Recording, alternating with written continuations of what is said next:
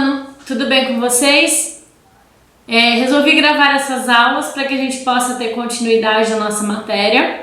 Ficaria uma forma mais fácil de ter acesso a vocês e ficaria mais fácil também, né, de se entender o conteúdo do que vocês lendo e tirando as suas próprias conclusões. Então resolvi gravar essas aulas. Aqui nas aulas vou ter essa interação com vocês, de apresentar a matéria e esperar depois que vocês participem lá no grupo de WhatsApp, que é uma ferramenta que está sendo utilizada nesse momento de distanciamento, né? Então vamos lá, peguem os livros de história. A nossa aula hoje vai ser de correções daquelas atividades que eu passei nos grupos de WhatsApp e as posteriores aí eu vou dar continuidade à matéria. Vamos começar matéria nova depois das correções. Não vou corrigir tudo que eu passei, porque se eu ficar corrigindo tudo que eu passei nesse período que a gente estava já no grupo de WhatsApp, todas as minhas aulas seriam de correção. Então selecionei aquilo que é mais importante para que a gente possa dar continuidade e qualquer dúvida ou necessidade depois nas aulas presenciais a gente retoma. Então peguem o livro de história de vocês, página 30, vou corrigir o exercício 1, 2, 3 e 5. Então vamos lá. Explique a seguinte frase: o conhecimento histórico está em constante transformação. Comentei com vocês em sala sobre a importância de se estudar a história, por que a história é importante, e aproveitei também para dizer que a história ela está em constante mudança. Então não é porque determinada coisa foi descoberta que ela é uma verdade absoluta. Aquilo é plausível de transformações, de mudança. Então, fizeram uma descoberta num sítio arqueológico tal e falaram que aquela evidência seria prova da existência de um povo. E aí vieram outros grupos de arqueólogos e descobriram outras coisas que não eram mais aquele povo. Existia também uma outra evidência de um outro povo. Então, a partir da presença dos historiadores, não só como sítios arqueológicos, mas também como documentos e revistas, como se ampliou aí o que a gente chama de fontes históricas, também a história passou a ser plausível de mudanças. Então, não quer dizer que a verdade é absoluta, por isso que a história está em constante transformação. Então, sempre eles estão descobrindo coisas novas para se mostrar para a sociedade como era tal povo, como viviam. Então a história está em constante transformação. Por mais que digam, a história só fala de velharia, só fala do passado. Ela não fala só disso, ela também, através dela que a gente conhece os povos antigos e entende o nosso presente e melhora o nosso futuro. Questão 2. Explique o que é o sistema capitalista. É um sistema econômico o pressuposto básico é o direito à propriedade privada e o acúmulo de capital. O que é isso? Então, eu tenho que ter a minha propriedade e tenho que acumular dinheiro. Como isso funciona? Os capitalistas pagam salário às pessoas que não possuem meios de produção que vendem a sua força de trabalho. Eu expliquei isso para vocês na sala de aula. Eu não tenho uma propriedade e eu também não tenho um modo de produção. Então, se eu, Cristiane, não tenho um modo de produção, eu preciso vender a minha força de trabalho. Onde eu vendo minha força de trabalho? Na sala de aula, vendendo o meu conhecimento para vocês. Porque em troca dessa venda de conhecimento, eu recebo meu salário no final do mês.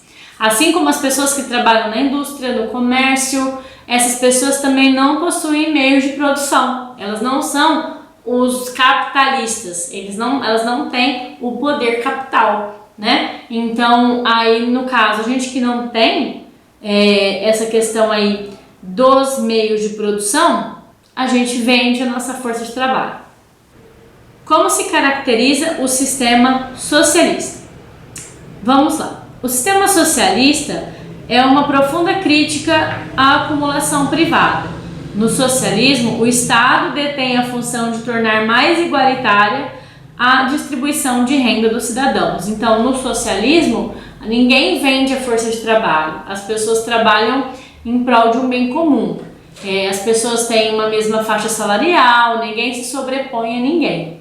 Então ela é uma crítica aí ao capitalismo. Nós vamos ver agora a questão 5.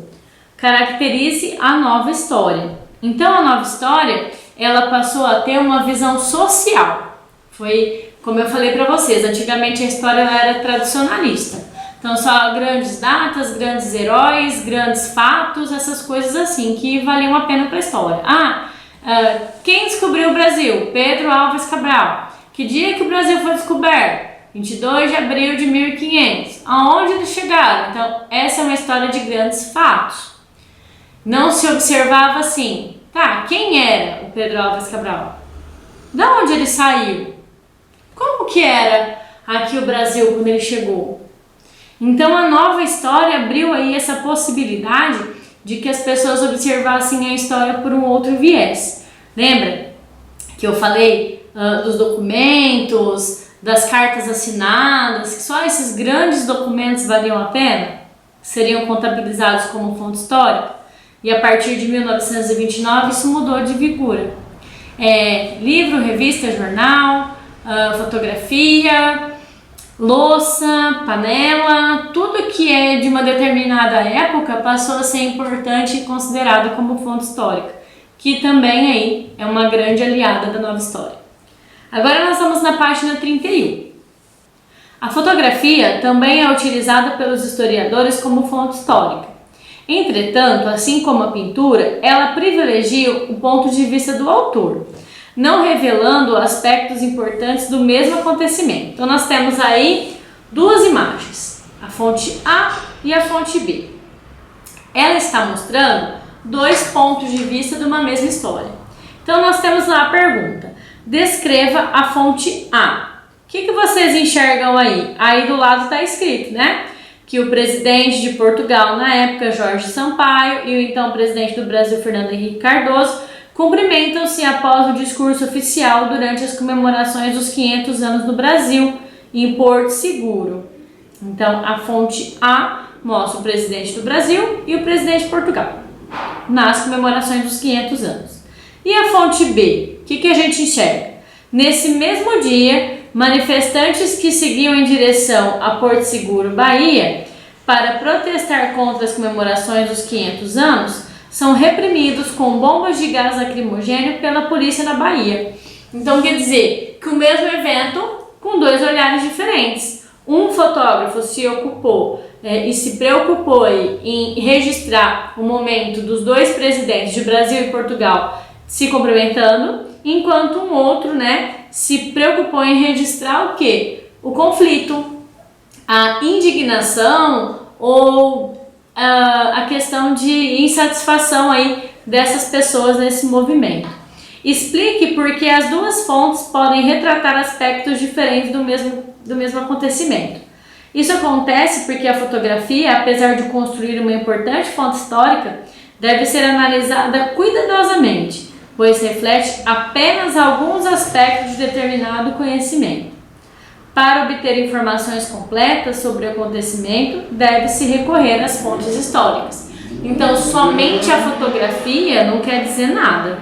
A gente precisa da fotografia, a gente precisa de outros documentos para que a gente possa embasar e tornar aquilo uma informação, em tornar aquilo um contexto histórico, uma fonte histórica. Então, só a fotografia, quem olha a fotografia A acha que foi tudo lindo.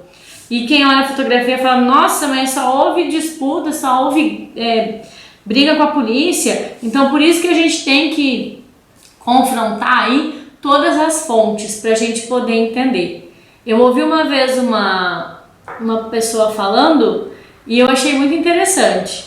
A gente deve aprender a ver a história não somente do lado do Chapeuzinho Vermelho. A gente deve também saber o lado do lobo mau. Porque pelo lado da Chapeuzinho Vermelho, o lobo é tido como mau, aquele que perseguiu, aquele que a todo tempo estava atrás dela para fazer maldade. Enquanto do lado do lobo mau, por que será que ele fez isso? Será que ele estava com fome? Será que ele estava insatisfeito? Será que fizeram alguma coisa para ele? Será que ele estava nervoso com o caçador?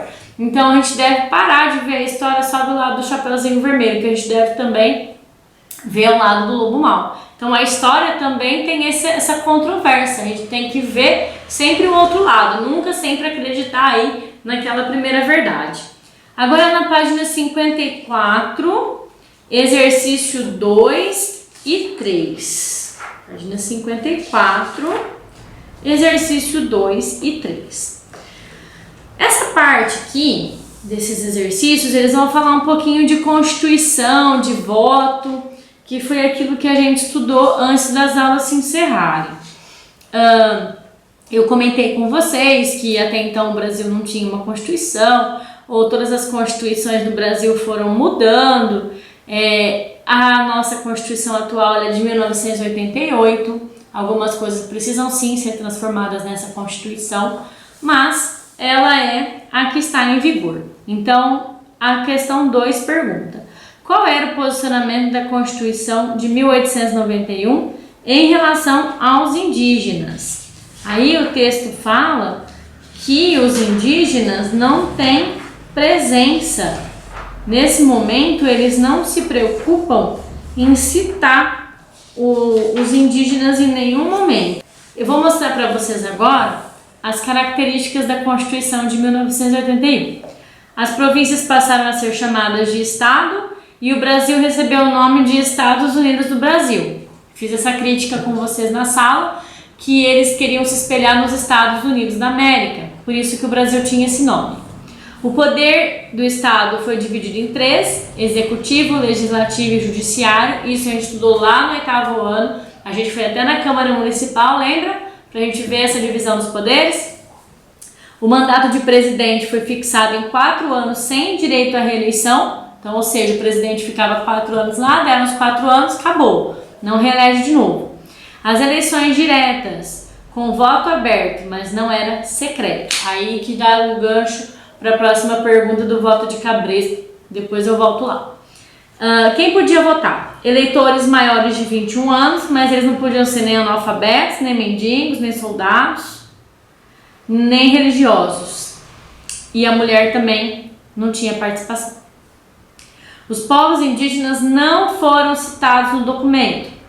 Separação entre Estado e Igreja. Não haveria mais uma religião oficial e houve a instituição do casamento civil. Então, até antes dessa Constituição de 1891, só o catolicismo que valia. Você só podia ser católico e podia casar na igreja. A partir de 1891, não. A partir de 1891, houve aí essa mudança. Então, a Constituição de 1891 não cita, em hipótese alguma, os indígenas. Eles não têm papel nenhum. E por último, que eu falei para vocês que ia dar gancho ali, a questão do maior de 21 anos que podia votar, mas o voto não era secreto. E dava margem para quê? A questão 3. Explique o que é o voto de cabresto. Então eu expliquei na sala para vocês. Vocês sabem que o cabresto, né, tem a imagem que a gente consegue ver. É aquele negócio que fica no cavalo assim, ó. Aqui atrás. Então o que o fazendeiro fazia? Ele era o coronel, ele que mandava na propriedade dele, e ele obrigava também aquelas pessoas que trabalhavam para ele em quem elas deviam votar. Então ela falava assim: fulano, você trabalha para mim, você vai votar para o meu candidato. Então no dia da eleição, aquelas pessoas maiores de 21 anos, que não eram analfabetas, que tinham alguma condição de votar e moravam lá naquela fazenda, tinha que votar naquela pessoa em que ele determinava. Comentei com vocês na sala que não é muito diferente de algumas regiões no Brasil também. Em alguns lugares também isso ainda existe, em que as pessoas têm o seu voto comprado e ele é obrigado a votar naquela pessoa, em quem ele mandou. Porque até pelas condições de vida da pessoa, a gente já também discutiu isso em sala, né? Então às vezes a necessidade fala mais alto. Eu espero que vocês tenham gostado. Quero muito que vocês participem, deixem as opiniões de vocês no grupo do WhatsApp, para que a gente possa fluir melhor aí esse nosso contato. Espero vocês na próxima aula. Até mais!